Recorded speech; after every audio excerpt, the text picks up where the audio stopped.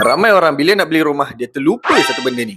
Selain daripada lokasi, layout dan harga rumah, perkara yang amat penting juga adalah track record developer itu sendiri. Kalau anda tak nak bakal rumah anda terbengkalai, anda wajib cek perkara ni. Sebab pemilihan developer ni lah yang akan menentukan rumah anda siap on time ataupun delay. Kualiti rumah tahan lama ataupun cepat rosak. Dan yang paling penting, senang ke susah bila anda decide nak jual rumah nanti.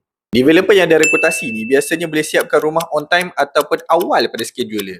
Dan bank pun akan lebih yakin nak bagi loan. Tapi kalau developer yang kurang track record ni, risiko dia agak tinggi sikit.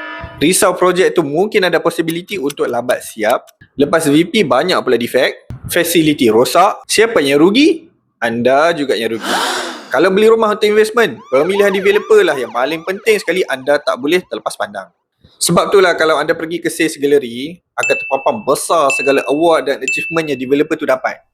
Tak lain dan tak bukan untuk yakinkan pembeli lah. Bukanlah nak kata semua developer yang ada reputasi ni confirm takkan ada masalah. Dan bukan semua developer baru ni tak berkualiti.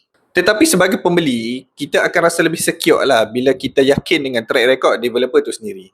Nakkan tips hartanah? Follow for more.